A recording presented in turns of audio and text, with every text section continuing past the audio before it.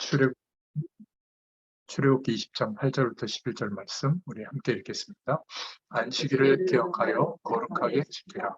엿새 동안은 힘써 내 모든 일을 행할 것이나 일곱째 날은 내 하나님 여호와의 안식일인즉 너나 내 아들이나 내 딸이나 내 남종이나 내 여종이나 내 육축이나 내 문 안에 이와는 객이라도 아무 일도 하지 말라.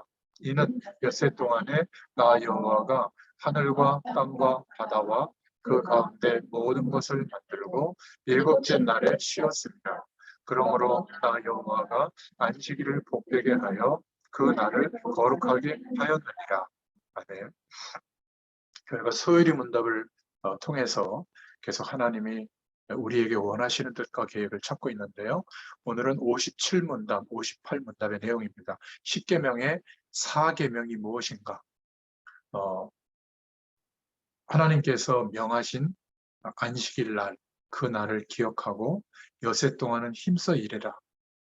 그리고 하나님께서 안식한 그 안식일을 명한 그 날은 여호와의 안식일이다. 그 날을 복되고 거룩하게 해라.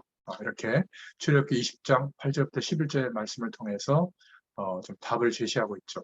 58문답에도 그러면 이 4계명이 명하는 우리에게 실제적인 내용은 뭔가? 그 답으로는 말씀으로 정하신 그 날을 거룩하게 지키라. 이렇게 하면서 좀 첨가한 내용이 있어요. 그게 뭐냐면 하루 종일, 그러니까 특별히 7일 중에 하루를 종일토록 그의 거룩하신 안식일로 삼으라 하는 것이다.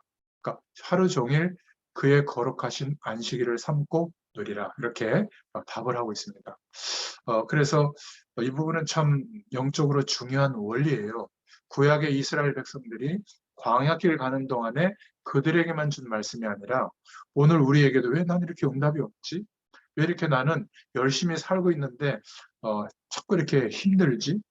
하나님이 함께 하시는 건 알겠는데 왜 그 함께 하시는 이 엄청난 축복이 실제가 안 되고 그냥 내가 이렇게 살아가는 삶의 어떤 과정과 이런 내용들만 자꾸 크게 다가오지?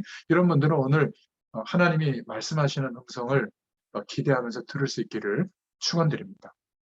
먼저 말씀으로 지금 소요리 문답이 질문과 답을 하고 있는데요. 그 날을 기억해라 이렇게 말하고 있습니다. 기억한다는 말은 하나님이 이 날을 중요하게 보셨다는 말이죠. 그래서 하나님은 우리가 안식일을 거룩하게 지킨다고 하는 것은 지금 우리 입장에서는 예배하는 날에 예배하는 것에 최고의 관심을 가지고 계신다. 이렇게 기도 제목을 붙잡으시면 됩니다.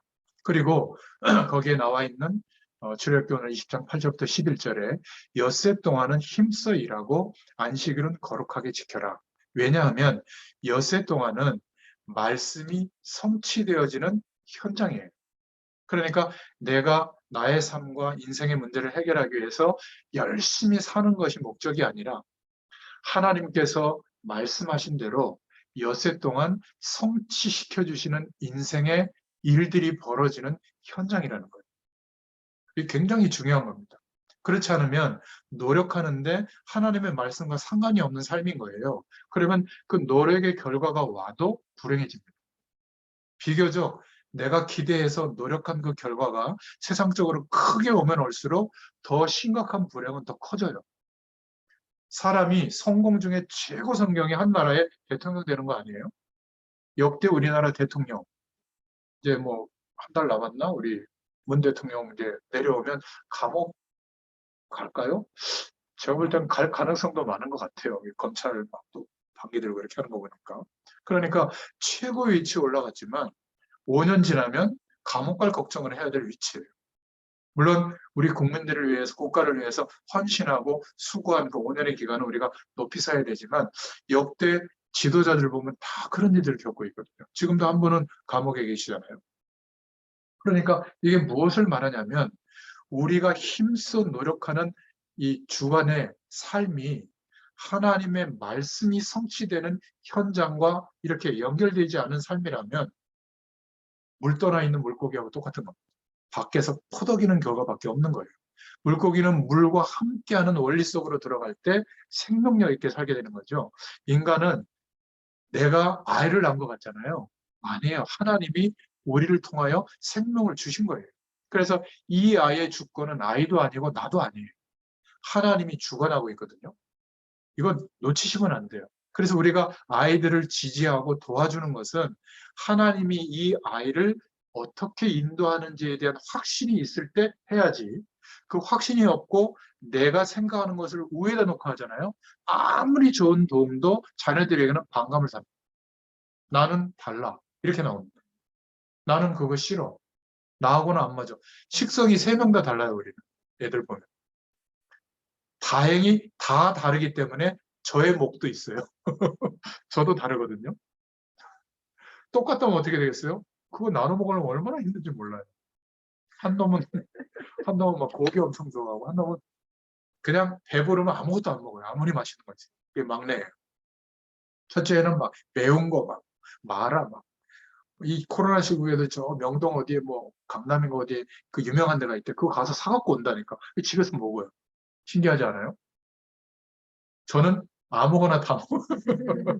저는 또 바다 쪽을 좋아하는데, 저희 집사람은 바다 쪽은 완전히 상극이에요. 막 비린내 맡기도 싫어요. 그래서 1년에 특별한 하나님의 은혜를 주면 바다 쪽에 관련된 요리를 한번 해줘요. 그게 어제였어요. 오징어 생물을 사다가 볶아주더라고요. 막 꿀맛이었어, 꿀맛.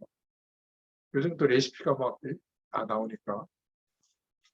제가 지금 저희 집 얘기를 하는 이유는 뭐냐면 다 다른데 그것 때문에 이루어져서 자기 기대감이 성취돼서 만족이 오는 꼴은 한 번도 못 봤어요. 잠시는 있죠. 기억하셔야 됩니다.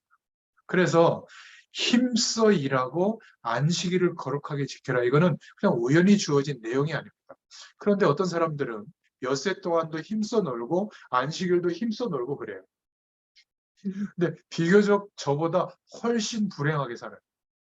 신기하지 않습니까? 그렇게 놀고 자기를 위해서 사는데 요즘 우리 후대들은 MZ세대라고 하는 이 후대들은 나만을 위해서 소중하게 생각하고 시간도 할애하고 모든 것을 자기중심적으로 살거든요. 저는 장점도 있고 단점도 있다고 보는데 과거에 부모님들이 살았던 방법이 삶의 태도가 장점도 있고 단점도 있잖아요. 이 MZ세대는 뒤끝이 없어요. 그리고 자기가 싫은 건 안 해요. 뒤에 가식적인 거 없어요. 이건 굉장히 장점입니다. 그리고 내가 손에 드는 일은 일확천금이 와도 안 해요. 그러니까 아르바이트 하면서 산다니까. 오히려 직장에 가서 그 눈치 보고 스트레스 받는 일을 왜 하냐.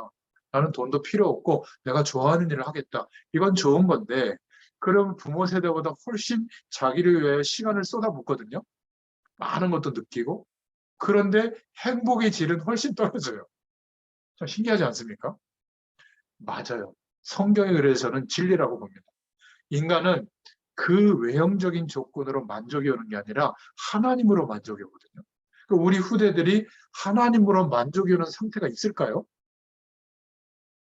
예배는 드리겠죠. 또 어려울 때 기도는 하겠죠. 그런데 매일 하나님으로 만족하는 그 기대감을 가지고 의식하면서 살아갈까요? 저희들도 그렇게 안 되는데. 그러면 어떻게 될까요? 삶이 힘든 겁니다. 근데 어떻게 생각하냐면 돈 때문에 힘들고 외모 때문에 힘들고 건강 때문에 힘들고 사람 때문에 힘들고 사람들이 나를 못 알아봐줘서 내 잠재력은 이렇게 큰데 세상이 나를 몰라줘서 이렇게 힘든 조건들 투성이라고 생각하는데 진짜 과거는 청산이 안 된 거예요. 하나님을 떠나서 세상의 배경 속에서 살고 있기 때문에 힘든 거거든요. 그러면 담을 쌓고 어디 산속에 들어가서 성경책만 보고 기도만 하고 사는 게 옳은 삶이냐? 아니에요. 세상 가운데 사는데 다른 인생관으로 정돈이 되지 않으면 똑같이 있는 겁니다. 오히려 더 이중고가 오죠.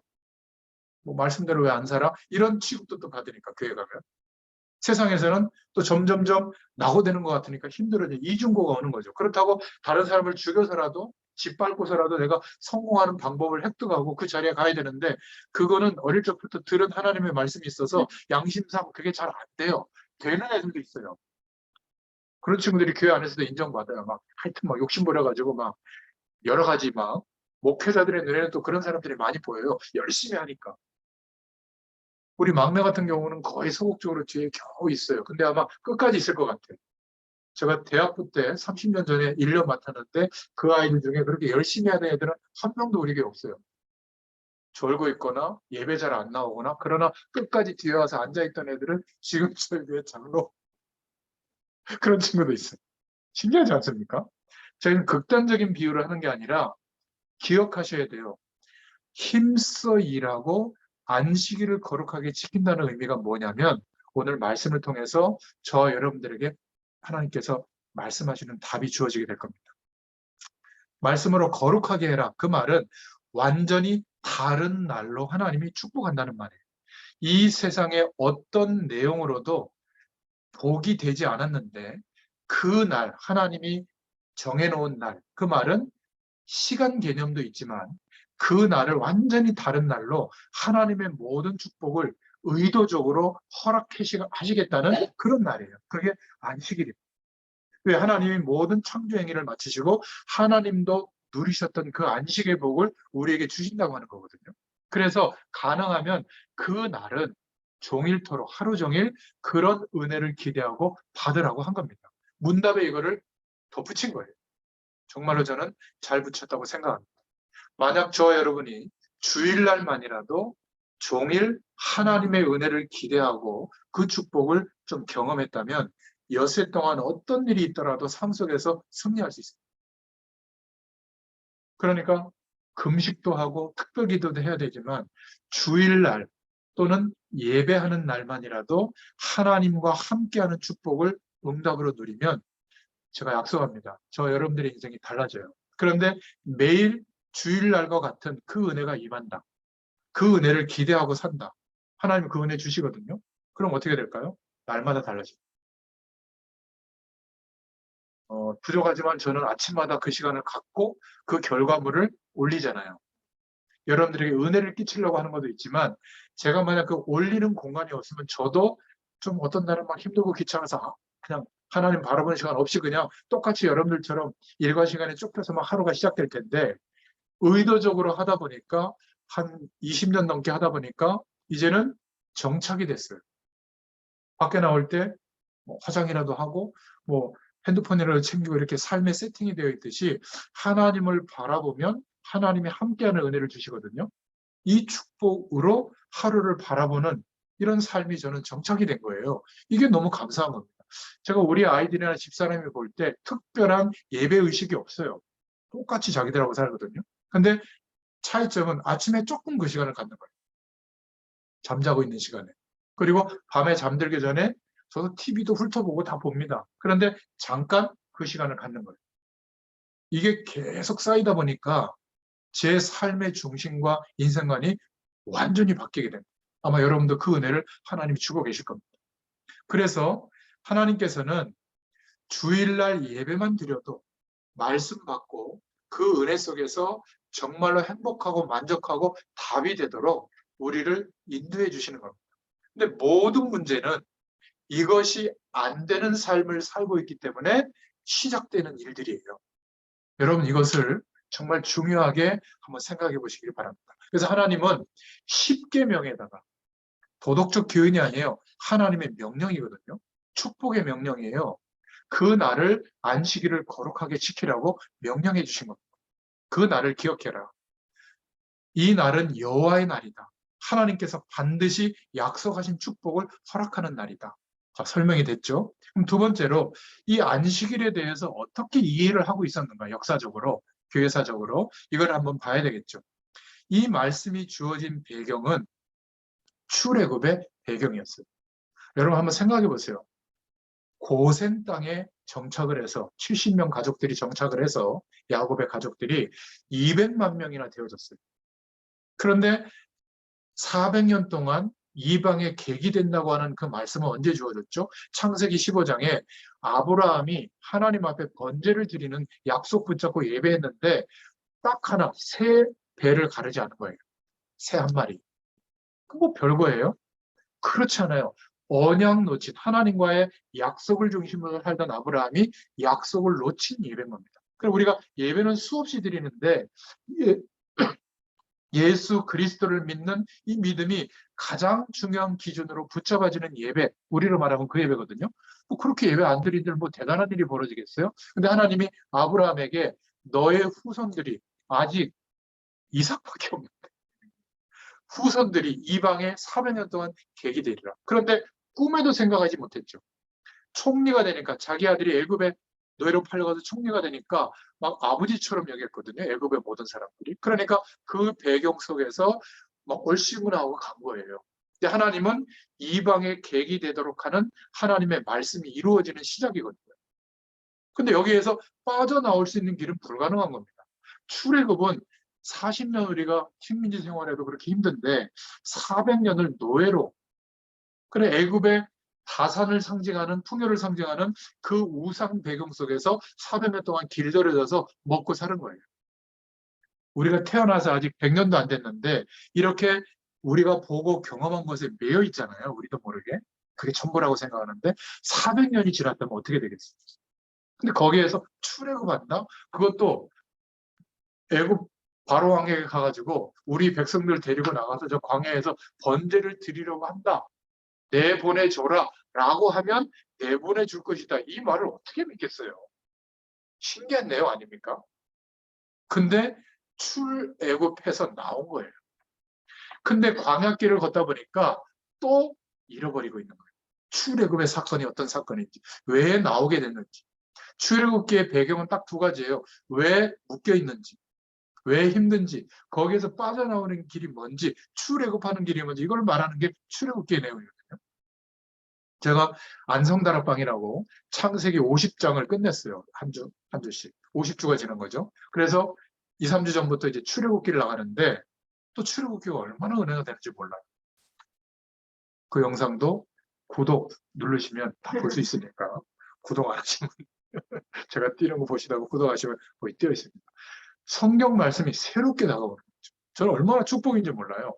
말씀 심부름을 여러분들이 해보면 알지만 말씀을 들으면서 받는 은혜도 크거든요. 근데 말씀을 전달할 때 증인으로 말씀의 응답을 받고 전달할 때 하나님의 은혜는 더 커요. 그런 은혜를 받고 있습니다. 자, 출애굽의 축복이 어떤 것인지를 잃어버리지 않도록 안식일을 제정해서 지키게 한 겁니다. 하나님은 그 날은 무조건 영원한 하나님의 축복을 알도록 해주신 거예요.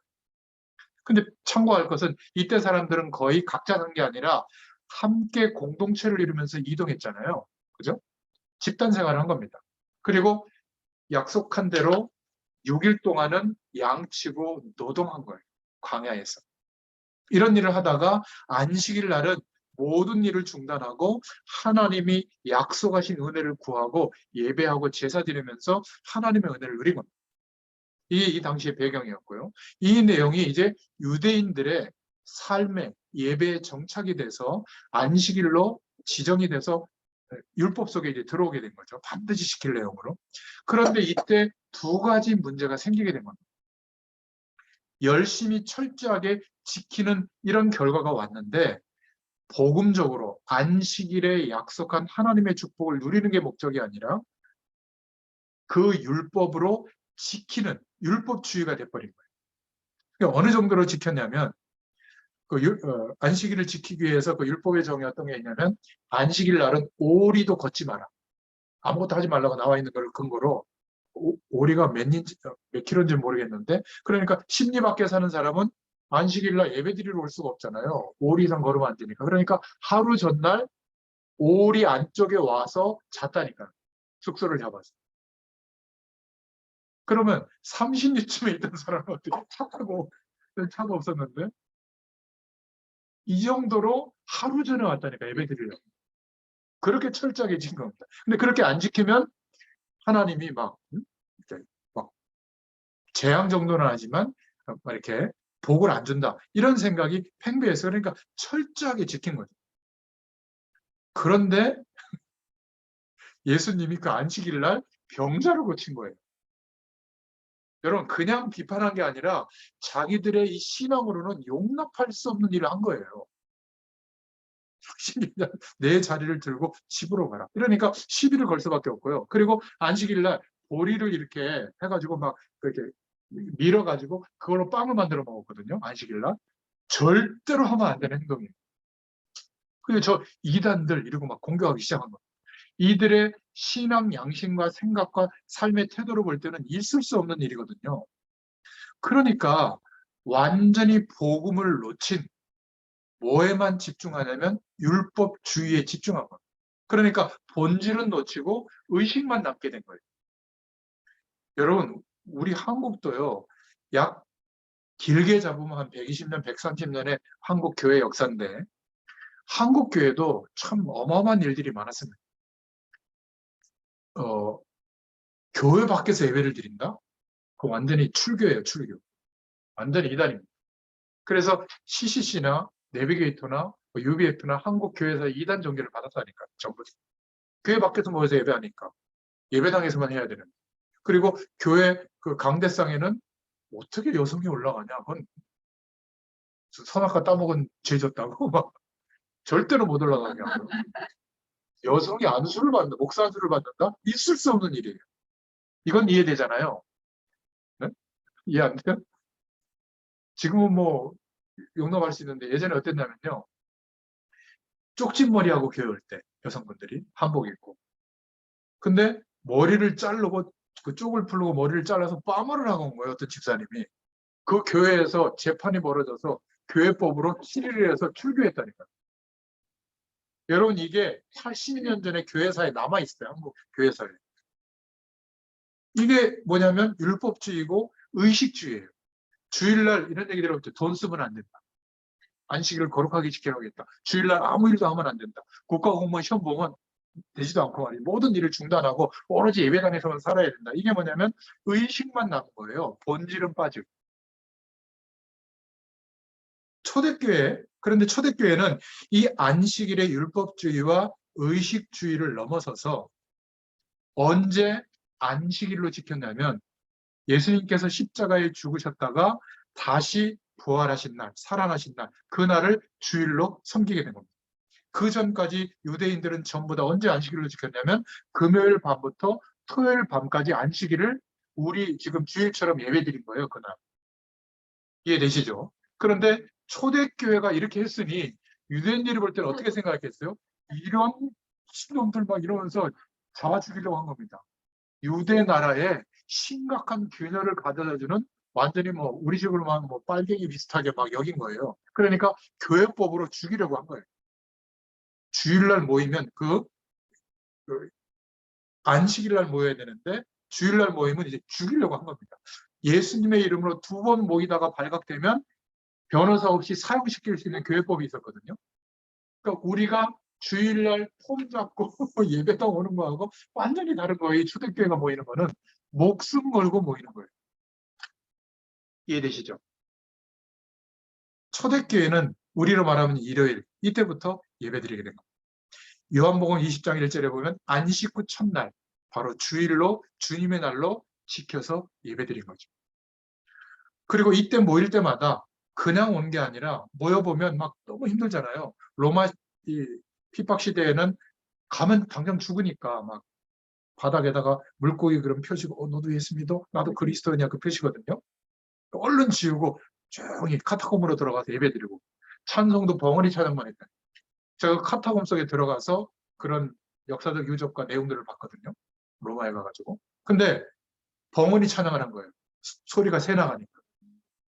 우리는 찬양하는데도 안 하잖아요. 참 심각한 겁니다. 그러다가 네 번째로 이 안식일의 역사인데 미국에서 안식일교가 시작됐는데 윌리엄 밀러라고 하는 사람이 교회 안에서 막 사람들이 너무 다투고 막 신앙생활을 너무 막 이상하게 하니까 막 회의감이 느꼈는데 어느 날 하나님께 기도를 하다가 복음의 기준이 좀 없이 기도하다가 뭘 받은 거예요. 그러니까 뭘 본 거죠. 그러니까 영적 현상을 체험하게 된 거죠. 그래서 그 내용을 전달하고 영향을 받은 사람들이 따로 모이기 시작한 겁니다. 그래서 처음에 시작된 내용이 뭐냐면 여기에서 시작됐는데 시한부 재림론이 여기서 시작된 거예요. 몇 년, 몇 월, 며칠에 예수님이 재림하신다. 이게 안식교에 큰 영적 사건이 일어나서 안식교가 막 커지게 된 겁니다. 신비주의가 시작되게 된 거거든요. 이 사람을 추종하는 사람들이 생겼는데 전부 높은 산에 올라가서 그날 이제 예수님의 재림을 기다린 거예요. 이게 우리나라의 뭐 다미성교회 또 이 영향을 받은 거죠. 아무튼 이게 어느 날 뚱딴지가 시작된 게 아니라 이렇게 시작이 된 겁니다. 그래가지고는 재림하셔야 되는데 안 오신 거예요, 그날. 그러면 낙심하겠어요, 이런 사람들이. 신비주의는 절대 낙심이 없습니다. 다름으로 대치하거든요. 이때 윌리엄 밀러가 한 말이, 내가 환상 중에 보니까 예수님께서 오시다가 다시 가셨다. 그러면서 내게 예언을 주셨다. 그 명령을 주셨는데 그게 뭐냐면 구약의 이스라엘 백성들이 지켰던 안식일의 날을 회복하라고 했다. 그래서 토요일에 예배드리기 시작한 거예요. 이것이 하나님의 말씀을 준행하는 거다. 이렇게 강조하기 시작한 겁니다. 약간 이해할 수 있잖아요. 안식일을 거룩하게 말씀으로 이렇게 나와 있으니까 문자 그대로 보면 아무것도 안 하고 그냥 성전에서 토요일날 살아야 되는 거예요. 예전에 토요일날 학교 갔잖아요, 애들. 학교 안 보냈다니까. 진짜 안 보냈어요. 안식일 교회인데 대단한 믿음입니다. 우리 같으면 보내겠어요? 안 보내겠어요? 보내지, 다 그래도. 야, 주일날 시험 공부해. 내일이 지금 월요일 시험인데 무슨 교회 가서 무슨 뭐 예전 우리 문화개방 같은 거 준비하면 미쳤냐? 어? 공부해야지 말이야. 본인들이 다 그랬다니까요. 그 나쁘다 좋다를 떠나서 이 안식일에 대한 의미가, 주일을 거룩하게 지킨다는 의미가 아직도 비슷해요. 그래서 한국 교회도 다행스럽게 토요일 안식일을 지키는 게 아니라 그 안식일의 배경을 주일로 초대교회 신앙의 정통을 따라서 정통 초대교회를 따라 예배드리게 된 겁니다. 여러분, 예배 시간에 사도신경을 고백하잖아요. 이게 중요한 거예요. 우리의 믿음의 기준은 초대교회 사도들이 고백했던 그 고백 위에 예배합니다. 우리가 지금 드리는 예배는요, 초대교회 예배의 틀이에요. 그런데 다른, 그 당시에 초대교회 배경도 다른 이제 이단들도 많이 있었거든요. 지금으로 말하면 찬양하다가 그냥 뜬금없이 메시지 전하다가 뜬금없이 찬양하다 끝나는 예배, 경배와 찬양이라는 이게 다 있었어요. 근데 이거를 공식적인 성례식의 예배의 틀로 보면 안 맞아요. 이거는 막 무너뜨리는 경우가 많거든요. 그러면 예배라고 하는 성례전적인 하나님의 역사도 있거든요. 메시지로만 역사하는 게 아니라 예배 의식을 통해서도 역사하는 거예요. 그러니까 성악을 가지고도 메시지가 전달이 되지만 악기의 연주로도 메시지가 전달이 되잖아요. 근데 뭐가 더 전달이 잘 될까요? 악기예요. 클래식의 핵심은 연주거든요. 근데 이게 전달이 잘 안 되고 있는 거예요. 왜냐하면 우리가 개신교의 전통에서 성례전보다는 메시지 중심으로 예배하다 보니까 나머지 예배 순서는 별로, 어떤 사람은 설교 끝나고 막 가요. 광고에, 설교의 응답에 100%가 광고에 들어있거든요. 광고를 두고 한 주일의 계획을 안 잡아요. 그러면 교회에 주신 비전의 응답이 30년 그 교회에서 신앙생활해도 어느 날 내 인생은 교회와 상관이 없게 돼요. 이게 안타까운 일입니다. 여담이고요. 그래서 한국교회는 복음이 들어왔는데도 이 주의를 지키는 의미가 율법주의가 훨씬 강했던 겁니다. 그러니까 예배는 막 헌금 드릴 때도 막 다리 밀어 다려가지고 빳빳한 돈을 드려야 된다. 앞자리부터 앉아야 된다. 깨끗한 옷 입고 와야 된다. 그죠? 막 아멘 아멘으로 막 예배해야 된다. 막 그런 많은 것들을 했는데 중요한 거는 하나님이 함께 하시는 그 영원한 축복은 경험이 안 된 채로 가는 거예요. 그럼 남는 거는 뭐죠? 교회에서 말하고 있는 방향과 틀, 제도, 율법, 기준만 남은 거예요.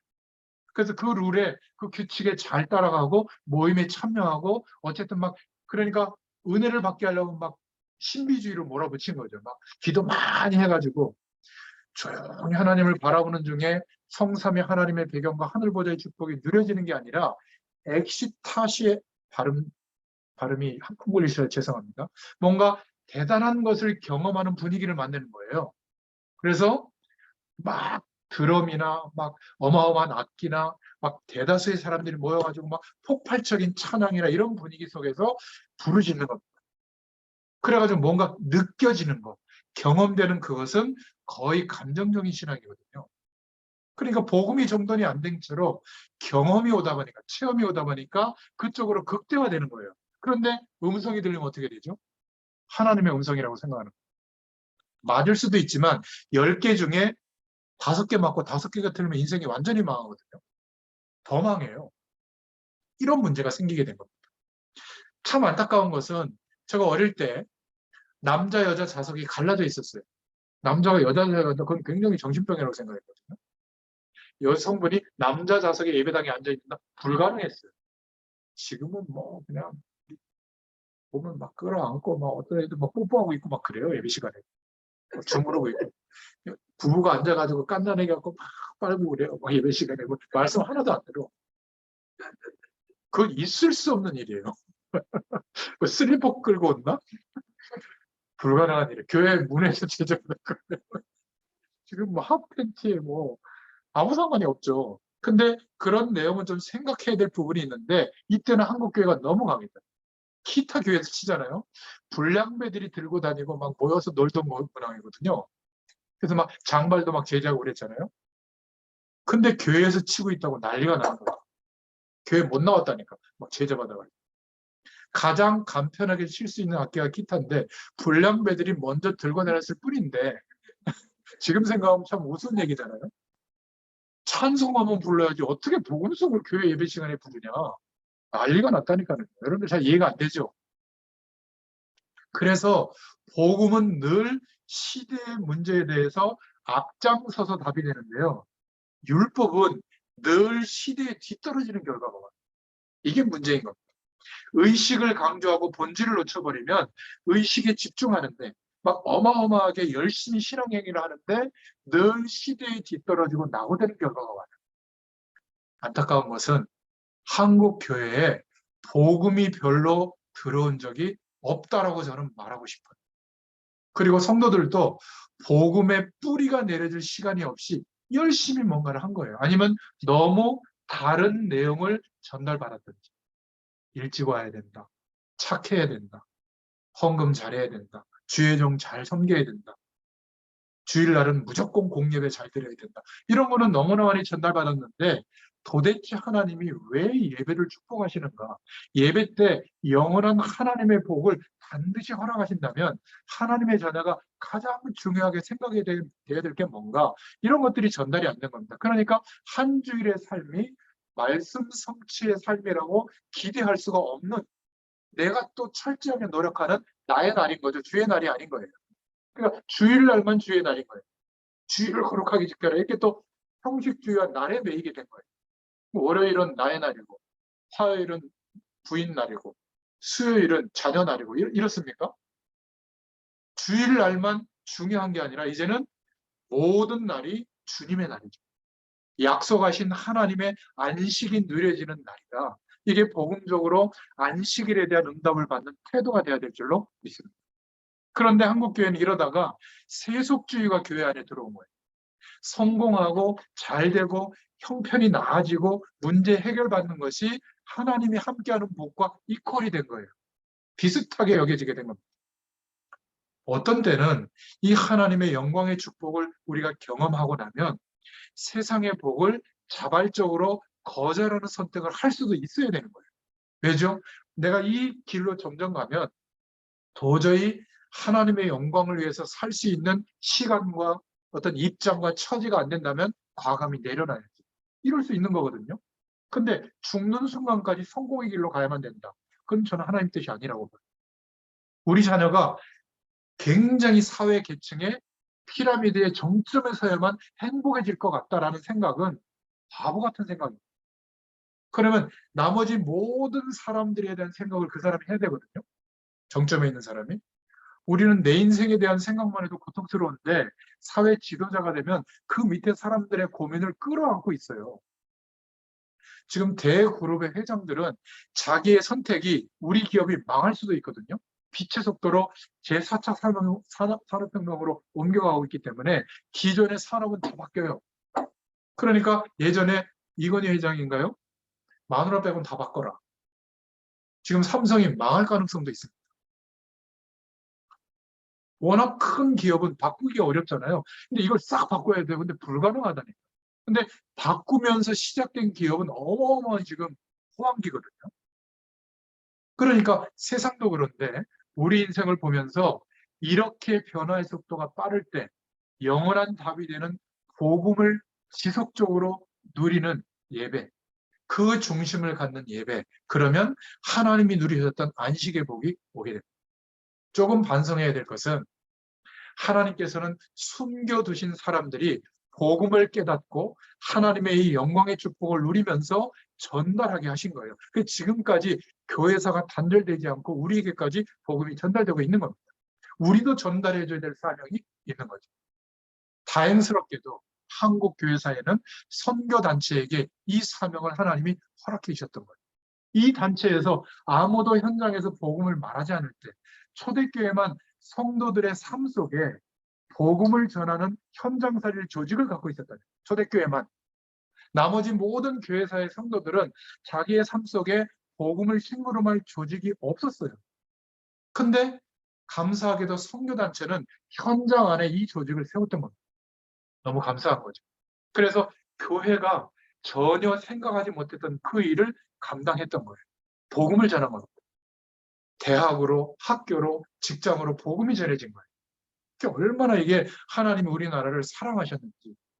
CCC나 내비게이터 같은 단체, 뭐 UBFP 같은 단체 영향이 어마어마하게 컸다고 저는 생각하거든요. 그러니까 김준권 박사님이 한국에 이렇게 도용해서 시작한 이 CCC에서 처음으로 영접이라는 단어를 꺼내서 설명한 겁니다. 그래서 복음 전하고 영접하는 기도를 시작하게 된 게 여기예요. 이제는 교회에서도 영접기도 하죠. 그죠? 이런 축복이 오게 된 겁니다. 복음 전할 수 있는 길이 열려지게 된 거죠. 그러니까 그냥 교회, 예배당, 주일 예배만 강조하던 교회 배경에서는 꿈도 못 꾸던 시기에 하나님이 우리나라에 전도와 선교의 문을 열어주신 겁니다.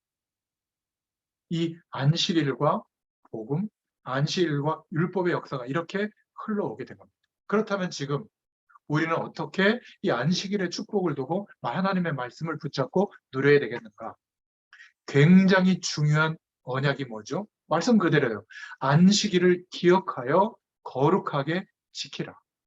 이 말은 간단하게 우리에게 적용하자면 예배에 실패하지 마라. 예배에 성공해라. 그 말이에요. 자꾸 눈에 보이는 목사님의 설교, 또 예배 분위기, 성도들의 모습, 분위기 이런 거에 너무 좌지우지 되지 마라. 그 날은 우리가 예배자로서 서는 그 시간은 하나님이 무조건 약속하신 안식의 복을 주는 날이에요. 그러면 우치보고 좀 빈약하면 하나님은 더 역사하게 돼 있어요. 말씀 심부름만. 교회 분위기가 좀 안 좋으면 더 성령의 충만한 역사가 우리에게 일어나게 돼 있어요. 누구에게? 그 사실을 믿을 때. 안 그러면 자꾸 대기업으로 사람들이 가듯이 쇼핑마트로 가듯이 지역의 상권은 다 죽잖아요. 교회도 그렇게 되면 세상과 다를 바가 없는 겁니다. 성령 하나님이 안 계시고 사람에 의해서 좌지우지되는 분위기만 좋다 나쁘다 이래버리면 교회 3년 주기로 계속 옮겨야 돼요. 더 유명한 교회로 계속 옮겨야 돼요. 아닙니다. 그건 신앙생활이 아니라 영적 쇼핑을 하고 있는 것뿐이에요. 내 심령의 본질은 하나도 안 바뀌어 있을 거예요. 여러분 말씀을 아는 것 같잖아요. 말씀이 믿어져야 돼요. 어떤 것보다 내가 경험한 그 어떤 것보다 하나님의 말씀이 그렇구나라고 믿어질 때 역사가 나타나는 거거든요. 말씀대로 살아라 하지 않았어요. 하나님. 믿으라는 겁니다. 믿어지면 어떻게 될까요? 기대가 되고 의식이 되고 바라봐지게 돼 있어요. 무엇보다 내가 지금 고민하는 것보다 내가 지금 세상 속에서 기대하는 것 그거보다 더 기대가 되어질 때 말씀은 살아 역사하는 축복으로 응답이 오게 되는 겁니다. 간단한 말을 복잡하게 막 역사적으로 막 이렇게 막 신비적으로 이렇게 막 지금 제시한 겁니다. 하나님의 백성은 예배하는 날이 예배하는 시간이 가장 중요한 날이요 시간이 되라고 믿습니다. 그러면 오늘 하루 동안에도 여러분이 하나님의 말씀을 의지하여 하나님을 바라보고 기대하는 시간이 있었나요? 그게 내 삶의 가장 소중한 시간이 되도록 하나님이 나의 하루를 움직이고 있다니까요. 잘 되도록만 하는 게 아니라 한계가 오도록 할 때도 있는 거예요. 주님 바라보도록. 하나님의 목적은 우리가 24시간 주님을 바라보는 사람이 되게 하는 게 목적이에요. 그래야만 믿음 안에서 하나님의 모든 축복을 경험할 거니까. 내가 세상의 기준이 전부라고 마음을 뺏기는 순간 그래서 열심히 공부하고 열심히 일하고 그러느라고 하나님이 함께하는 축복에 대해서 기대하지 않은 만큼 못 누리잖아요. 그래서 힘들어지는 결과가 오는 거예요. 여러분 아까 뭐 명품이나 세상의 성공이나 막 노력해서 그걸 가지거나 그 자리에 도달했잖아요. 당장 실망이 오거나 스트레스가 받습니다. 왜냐하면 더 좋은 사람이 나타나서 의시되거든요. 그럼 자존심 상해서 못 견딥니다. 여러분 학부모 이렇게 모임이나 이렇게 가면 주로 누가 이렇게 주도하죠? 우리 애는 말이야 공부하라는 말도 안 했는데 요번에 1등 했어. 미치겠어. 좀 애 공부 안 하도록 내가 좀 제재시키고 있는데 왜 그런 말 하죠? 자랑하는 거예요. 스트레스 받으라고. 그러면 엄마는 그 소리 듣고 집에 오고 공부하는 애들 보면 어떻게 하죠? 그렇게 해가지고 뭐가 돼? 그런 것이 별로 그렇게 영양 가치가 없다는 것을 알고 있잖아요. 근데 왜 거기에 자꾸 연연해야 하죠? 예배 축복 못 누리게. 여기서부터 실타래를 풀을 생각을 해야 되는데 자꾸 내가 예배를 잘 드리면 우리 애도 좋아지고 예배 잘 되면 우리 가정이 행복해지고 예배 잘 되면 내가 힘든 이 문제 하나님 막아주시고 이거는 세상을 향하던 마음 그대로인 거예요.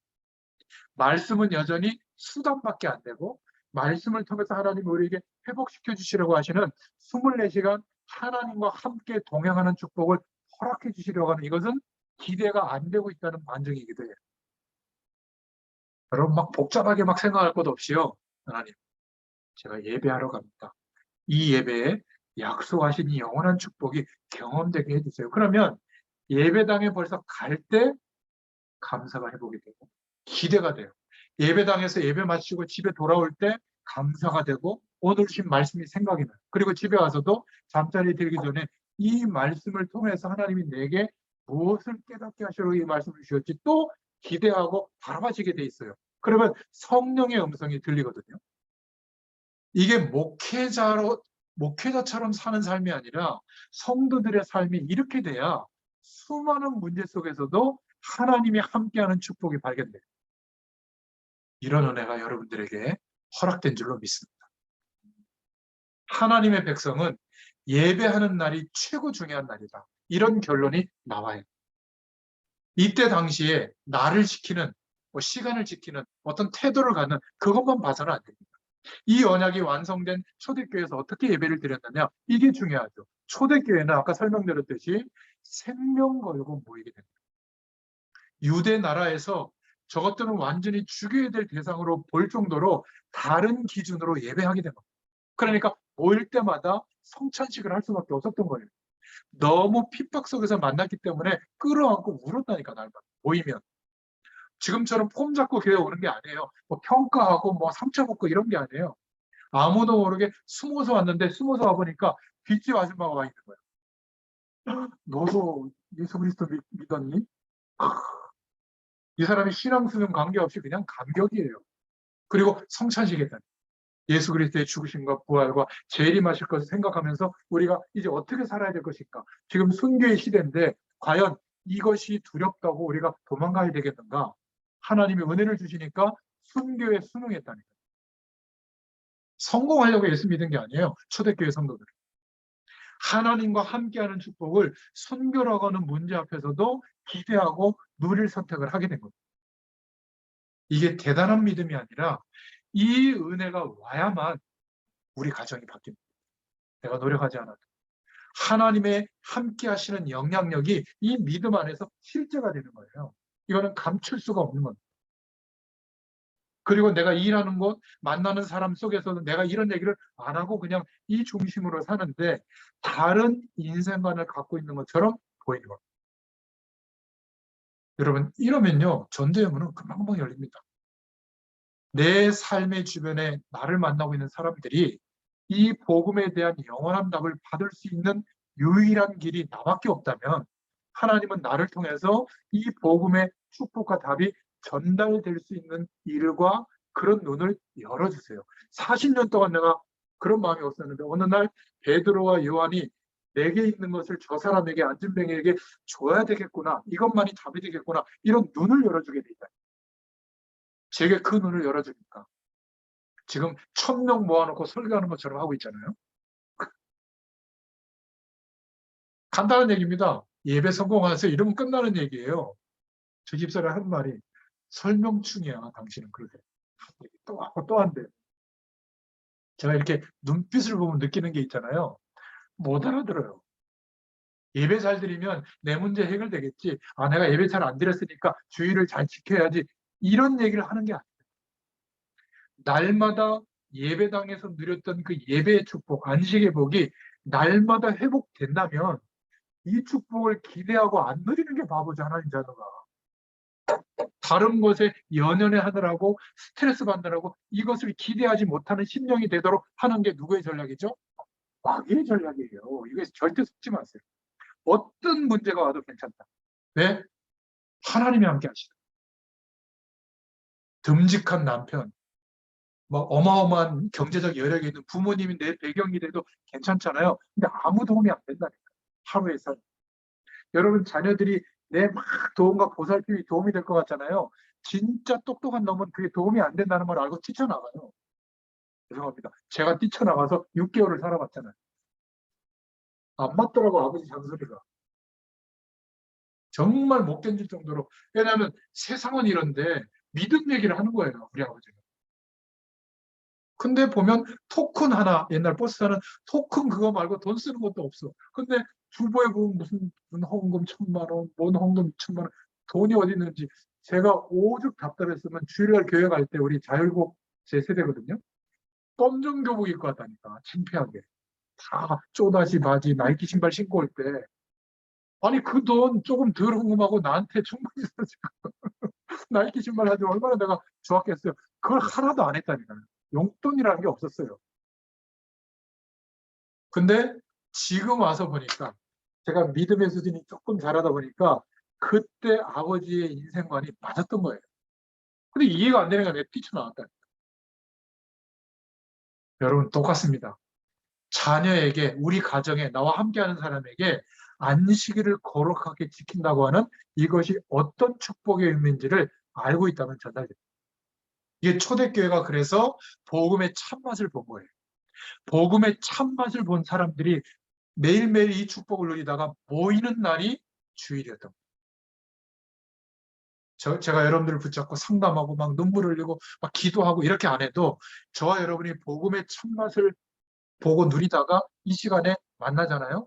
이것보다 소중한 만남이 없어요. 이게 초대교회 시작되었던 현장마다 계속됐던 말씀 운동의 현장이에요. 그래서 다락방이라는 이름을 붙인 겁니다. 초대교회 다락방에 모였던 그 은혜가 임하도록 하자. 그래서 이 다락방의 시작은 뭐냐면 그리스도로 해담난 자들이 모이는 모임. 성경 공부의 모임이 아니에요.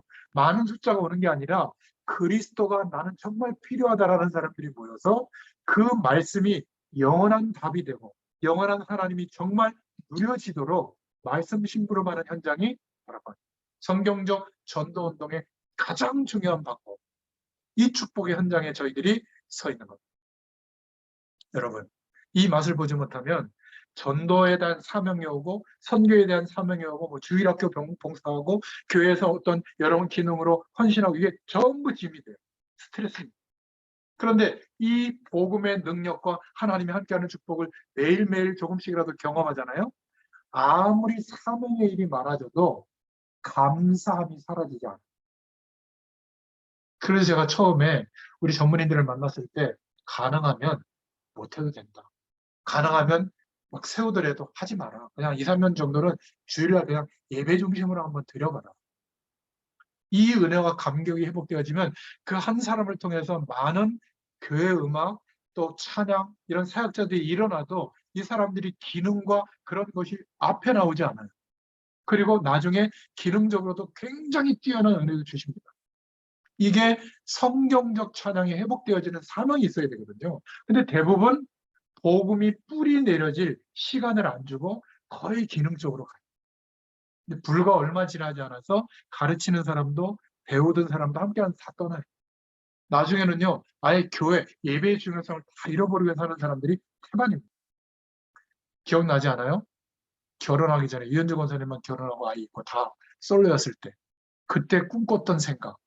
지금은 그 생각의 한 7, 80%가 자녀에게 와 있지 않습니까? 그런데 10여 년을 그렇게 살았는데 결과가 그렇게 만족스럽던가요? 제가 볼 때는 그렇게 만족스럽지 않을 겁니다. 왜냐하면 우리 자녀들은 하나님이 책임진다는 것을 믿도록 하시는 거예요.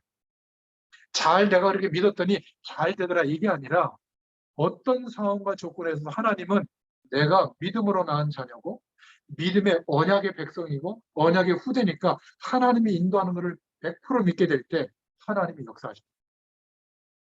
여러분 여기에 대한 증인으로 쓰잖아요. 수많은 학부모를 살릴 수 있어요. 이은주 권사님은 이제 그런 얘기를 할 수 있는 증거를 열매로 주셨죠. 물론 지금도 막 스트레스 받을 때도 있지만 이제는 당당하게 말할 수 있잖아요. 그렇지 않습니까? 우리도 마찬가지예요.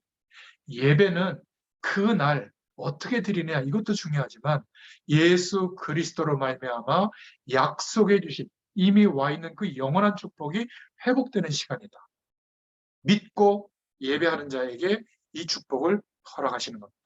그렇다면 구원받은 어린아이 한 명이 얼마나 소중한지를 알게 돼요. 여러분 자녀들이 우습게 보여도요. 여러분들 자녀 속에 생명이 있다면 우리가 믿음으로 낳은 세상에서 예수님을 영접하도록 도와주고 혹시 우리 기능에 그런 믿음의 그런 후배들이 있다면 굉장히 소중한 겁니다. 그 대상자들이 이제는 복음의 참맛을 보도록 우리가 영향을 준 사람이 여러분의 인생에 3명만 있다면 하나님의 희대적인 복을 주십니다. 거기에 마음을 담아오세요. 어디 레슨하고 대학에 강의하고 연주회 활동하고 이것도 중요한데 그 내용을 통해서 그런 대상자가 있다면 소중하게 생각하고 우리의 한 줄 동안의 시간의 여력을 내서 그 사람들을 도울 수 있는 마음으로 가르쳐주고 도울 수 있는 마음으로 혹시 말씀 듣기로 하면 말씀 신문도 해보고 그러면 제가 여러분들에게 나눠드리는 이 내용 이 줌으로 촬영되어진 이 영상 메시지, 음성 메시지가 분명히 자료가 될 겁니다. 아마 누군가에게 전달할 대상자들이 몇 명씩 늘어나 있을 거예요. 틀림없을 겁니다. 전도는 거창한 게 아닙니다. 하나님이 이 은혜를 우리에게 주시는 거예요. 그러면 그리스도가 통하는 사람들이 만나면 정치적인 색깔은 호남이고 영남이고 뭐 보수고 진보라도 문제될 게 없어요. 다 복음이 우선이 되니까. 흑인 백인도 없습니다. 기분 안 나빠요. 모자란 짓을 해도 충분히 수용 가능합니다. 이 복음이 있는 하나님의 백성은 아무리 좀 뭐라 그럴까 나하고 격이 달라도 함께 할 수 있는 겁니다. 아무리 사랑하는 가족, 아무리 친한 친척이라도 계속 살면서 대화해보면 복음이 안 통하는 순간이 오거든요. 그땐 진짜 벽이 느껴져요. 여러분 그거 못 느껴봅니까? 아무리 가까운 가족이라도 복음이 안 통하면 안 통하게 돼 있다는. 그래서 진정한 부부가 뭐냐? 진정한 자녀와 부모와의 관계가 뭐냐? 함께 그리스도를 바라보는 중심으로 살아가는 남편도 아내도 자녀도 그러면 통하게 돼 있습니다. 제가 하도 넥타이에 대해서 막 빼짜짜한 거 계속 타니까 드디어 우리 아이가 이거 선물해 줬어요. 나는 얼마 안 한 줄 알았는데 76,000원에 줬대. 그 와이셔츠는 그 어디더라? 스페인에서 7,000원짜리 5개 사다 줬거든요. 와이셔츠 다 합친 것보다 큰 거. 뭐 생일이 제가 원달이 있으면 미리 땡겨서 사준다고. 아르바이트 좀 해가지고 그 정도 돈 쓸 돈이 아닌데 신발도 사줬어요. 신발 딱 신고 왔는데. 왜냐? 좀 후질그리하게 다니지 않았을까? 날 볼 때 창피하게 여기나? 저는 전혀 그런 거 뭐 제가 입고 다니고 하고 다니는 게 창피함이 없거든요. 그것도 문제라는 거예요. 그래도 그래서 좀 예쁘다고 네, 생각했어요. 네, 좋아 보이더라고요. 제가 좀 드리려고 하는 말이 뭐냐면 복음의 참맛을 서로 경험하잖아요. 부족함이 있는데 그게 지적거리거나 지적하거나 막 서로에게 상처 주는 내용이 아니라 부족한 거를 이렇게 도와주게 돼요. 그리고 제가 아이들이 어려운 막 이런 얘기 우리는 막 꺼내거든요. 자기가 실수한 거. 그러면 기도해 줄게. 한번 너도 기도하면서 견뎌봐. 정 안 되면 그냥 그대로 쳐. 학교 정 힘들면 관둬버려. 그럼 부모가 돼가지고 왜 그렇게 얘기하냐는 거예요. 그래 최선을 다하도록 해야지. 아니 네가 힘들면 아빠는 그게 더 중요한 거니까 막 이렇게 대화를 하거든요. 여러분 이게요 쉽지 않습니다. 제가 다른 사람에게 얘기할 때는 객관적으로 얘기하잖아요. 핏줄이 땡겨요. 자녀가 어려움 겪고 막 병들고 하면. 근데 믿음 안에서 그렇게 고백하다 보니까 정말이에요. 하나님이 간섭하십니다. 그래서 정말 복음의 맛을 보면 그 길을 걸어가는데 어려움이 와도 함께 손잡고 갈 수 있는 정말 사랑의 마음이 회복됩니다. 이래야 사랑할 수 있는 자격이 있는 거예요. 인간이 인간을 사랑할 자격 없습니다. 항상 스트레스 받게 돼 있어요. 누군가나 똑같아요. 그런데 이 그리스도의 사랑이 회복되면 어떤 사람도 용납하고 사랑하는 관계가 회복이 돼요. 그리고 교회와 사명에 대해서도 진짜 복음의 맛을 보잖아요. 생명 걸어도 괜찮아요. 우리는 목사님에게 생명 거는 게 아닙니다. 하나님이 주신 비전과 하나님의 계획이 말씀으로 확정되면 우리의 남겨진 생을 하나님께 다 드려도 아깝지 않은 인생관이 회복될 줄로 믿습니다. 이 사람들이 모여서 예배하는 날 어떻게 될까요? 그게 안식일이에요. 주일이 완성된, 제대로 완성된 초대교회가 체험한 복음의 맛을 보는 예배. 이 예배가 이제는 삶 속에서도 회복되게 하실 줄로 믿습니다. 이 맛을 못 보면 신앙생활을 하는데 계속 묘하게 하나님의 인도하시는 방향과 계속 틀려요. 틀리는 정도가 아니라 한 20년 지나면 완전히 실패와 절망 가운데 가 있다. 여러분들이 저를 오래 봐왔잖아요. 신기하게도 하나님이 하시는 길로 제가 지금 가고 있거든요. 저는 그런 인격이 아니에요. 그런데 가봤더니 한 30년 가봤더니 그 속에 세계복음화할 하나님이 준비하신 답과 길과 모든 것이 있는 거예요. 그거를 제가 할 수가 없는 거더라고요. 만들어낼 수가 없는 거였어요. 하나님이 하신다는 거를 제가 믿게 된 거예요. 어느 날 하나님이 하세요. 얼마나 감사합니까? 그러니까 삶의 욕심, 막 대단한 어떤 막 스트레스 이런 게 없어요. 오늘이 소중해지고 여러분들처럼 만나는 이 한 분 한 분이 전에는 이런 사람은 이렇고 저런 사람은 이렇게 판단이 되는데 그게 없이 소중한 거예요. 뭐가 믿어지는 줄 아세요? 제가 지금 오늘 이렇게 막 목이 쉴 정도로 말씀드린 이 내용이 하나님이 은혜를 주시면 그대로 성취될 사람으로 믿어져서 말씀 심부름 하는 거예요. 여러분 제가 그런 눈으로 반짝반짝 보고 있는 겁니다. 오랜만에 뵀는데도 아, 이제 오셨어. 이게 아니라 드디어 오셨군요. 이제 드디어 그 시간이 왔나?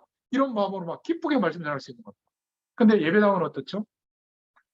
뭐 하느라고 하는? 우선순위가 뭐냐? 왜 이런 모임에 안 왔냐고?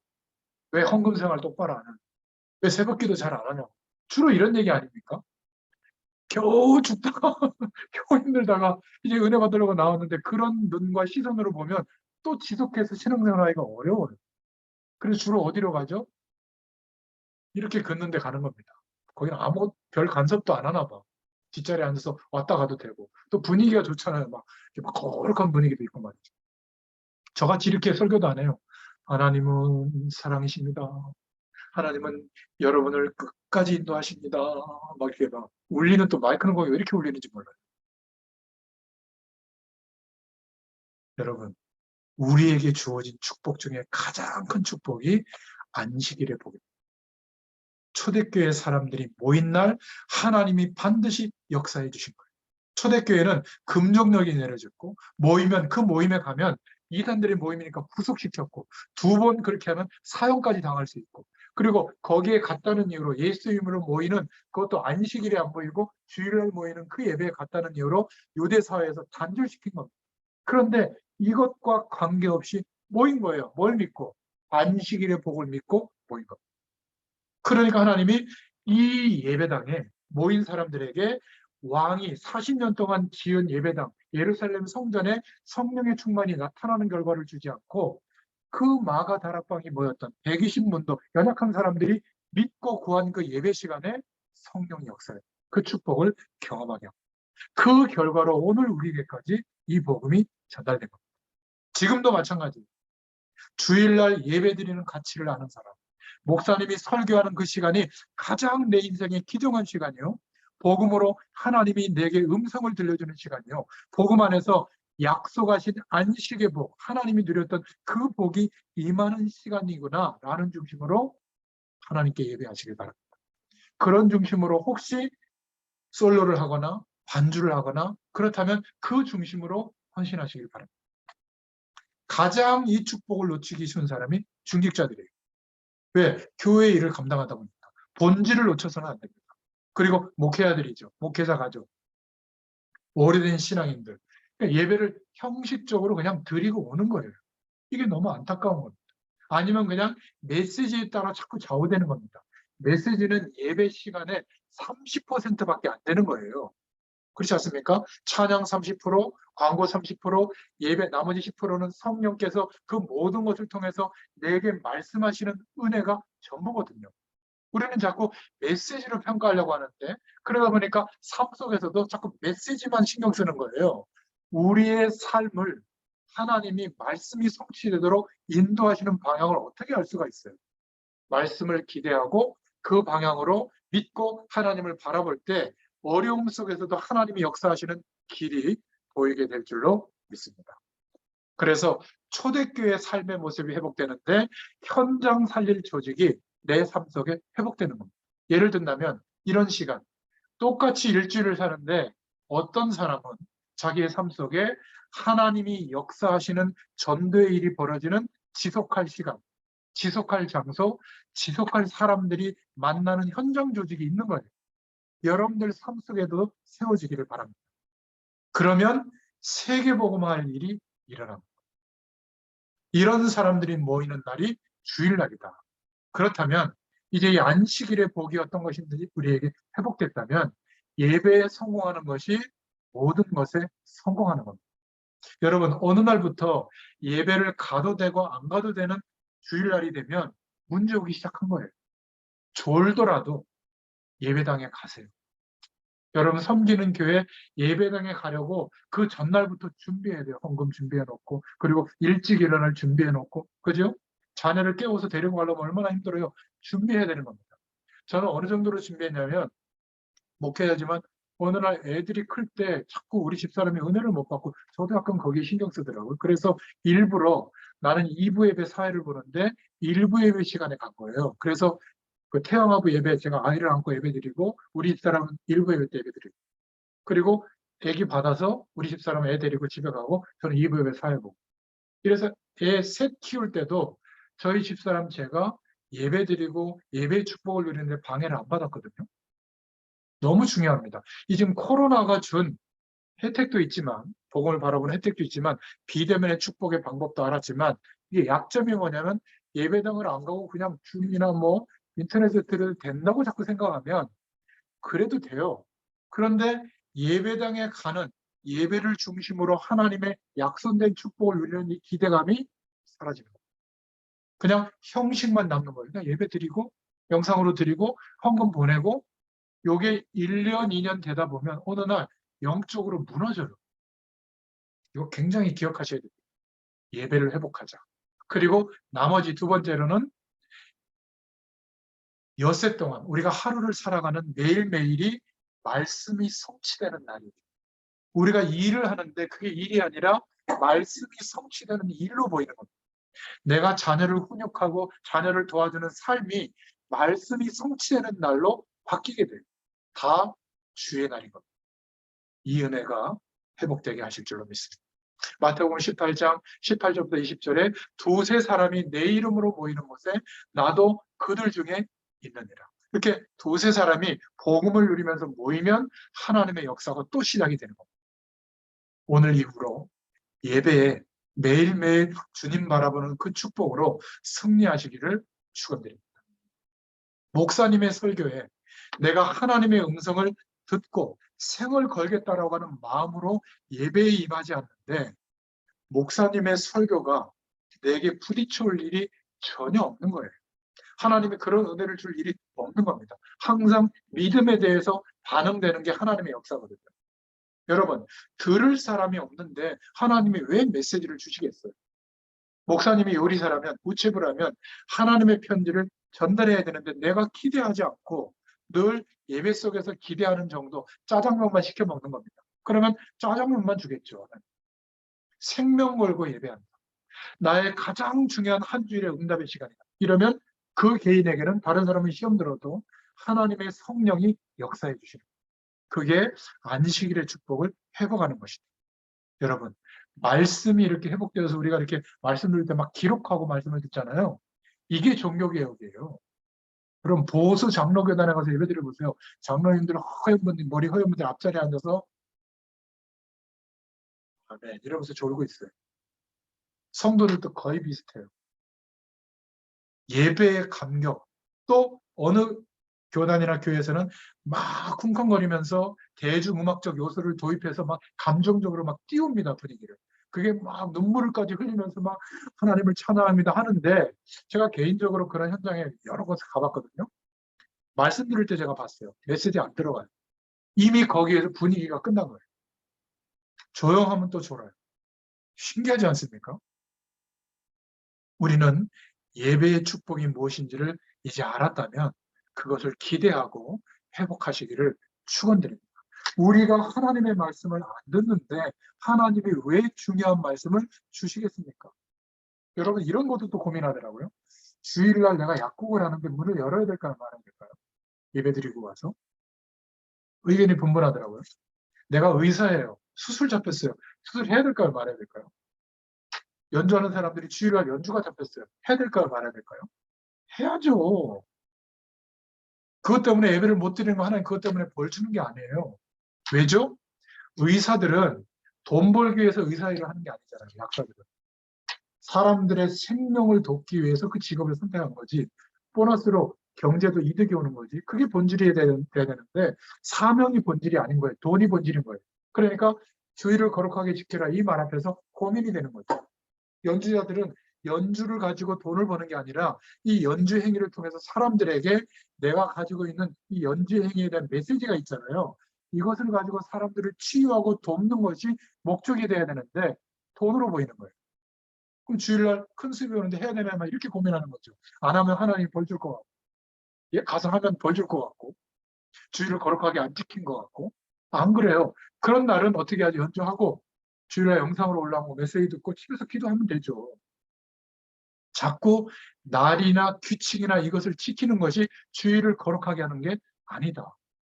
개념에다가 생명을 두지 말고 본질에다가 생명을 둘 수 있기를 축원드립니다.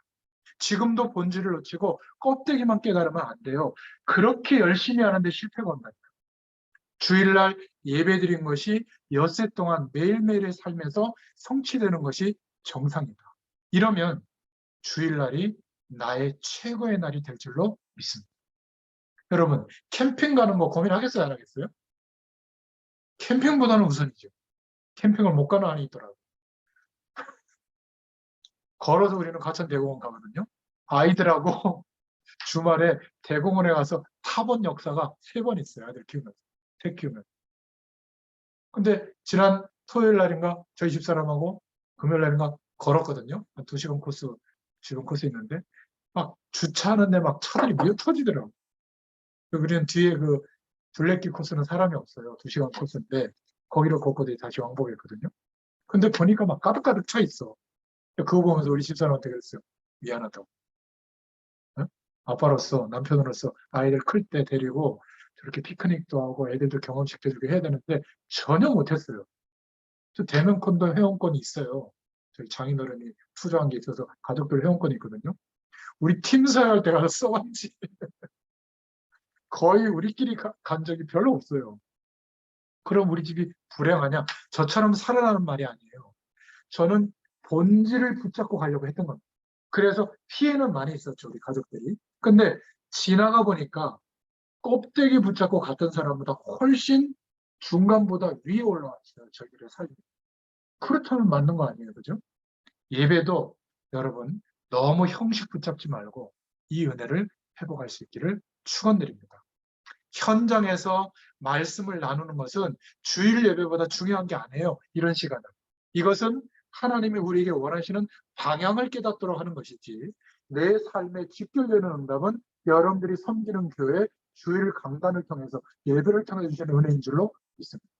그래서 3가지만 기억하세요. 우리는 세상을 살면서 너무 많은 경험을 했기 때문에 그게 전부 자꾸 중요하다고 생각하는데 복음이 중요해지도록 체질되도록 기도하시길 바랍니다. 그러면 끝납니다. 2번째는 큰 문제와 사건과 일을 만났을 때 끝났다고 제발 생각하지 말고 하나님께 부르짖으세요. 하나님 바라보세요. 바라보시면서 그 결과를 해결받게 기대하지도 말고 하나님을 계속 바라보세요. 3일만 여러분 모든 기도 제목 다 멈추고 성령의 약속하신 충만함을 달라고 한번 기도해 본 적이 있어요? 전 있어요. 그런데 신기하게도요. 어떤 것도 문제가 안 될 만한 은혜를 하나님 부어줬거든요. 아무런 일을 할 수도 없고 수입을 가질 수도 없고 앞길이 막막한 상황이 됐을 때 제가 동북교회 처음 가서 구시기도 가서 기도하는데 기도 제목도 안 나와. 주님 정말 함께 해주세요. 우리 가족들에게 함께 해주시고 저는 당장 어떻게 해야 될지 모르겠습니다. 그때 제가 자존심도 되게 안 내려놔졌었거든요. 사람들에게 어려운 얘기도 부탁을 못했어요. 도와달라고. 해도 되는데 그러면 안 되는 것처럼 율법적으로 생각하고 있었거든요. 그러니까 막 눈물도 그냥 뭐 어떻게 했는지 모르겠어요. 그냥 도와주세요. 주님 바라봅니다. 제게 이 복음을 전할 수 있는 길을 열어주세요. 3일 동안 막 그렇게 했거든요. 누가 이렇게 툭 치고 지나가더라고. 그때 저희 목사님 김동호 목사님. 그때 제가 그 교회 교역자도 아니었어요. 가서 그냥 주님 바라본 겁니다. 3일 했는데 하나님의 절대적인 은혜를 제가 그때 받았거든요. 그 은혜의 배경과 힘이 지금도 저를 끌고 가고 있어요. 여러분, 한 번은 이 경험이 와야 돼요. 이 경험이 언제 오죠? 절실할 때.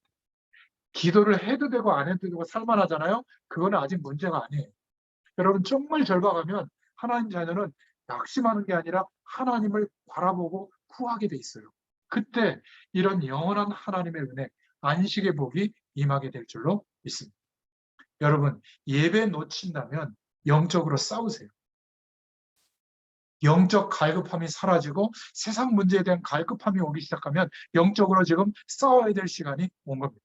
큰 문제가 왔을 때 정말 하나님께 맡기세요.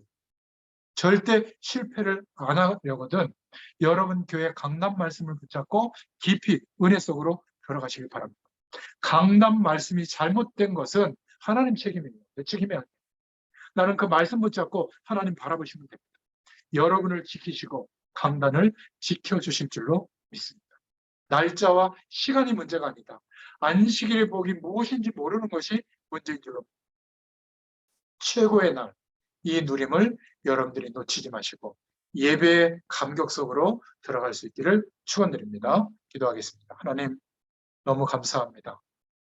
주님이 약속하신 날, 그 날에 하나님의 안식의 복을 예비하시고 우리로 하여금 이제 성전에서 예배당에서 예배하는 그 시간에 하나님께서 역사하시는 은혜를 누리게 하심을 감사합니다. 이 축복이 매일매일 주의 날이 되도록 우리의 모든 삶 가운데 주님과 동행하는 은혜가 있게 되도록 하나님을 바라보는 중심, 주님을 바라볼 수밖에 없는 우리의 환경을 허락해 주신 것 감사합니다. 영원한 하나님의 축복이 실제가 되게 하셔서 우리의 기업의 근간이 임마누엘로 함께 하시는 하나님이 되게 하시고 그 배경으로 그 축복으로 증인된 삶으로 모든 사람들 앞에 서게 하여 주시옵소서. 우리의 일과 우리의 전문성과 기능이 이 축복을 드러내는 수단이 되도록 하나님께서 축복하시고 역사하실 줄 믿습니다. 감사드리며 예수님의 이름으로 기도드렸습니다. 아멘. 감사합니다. 오늘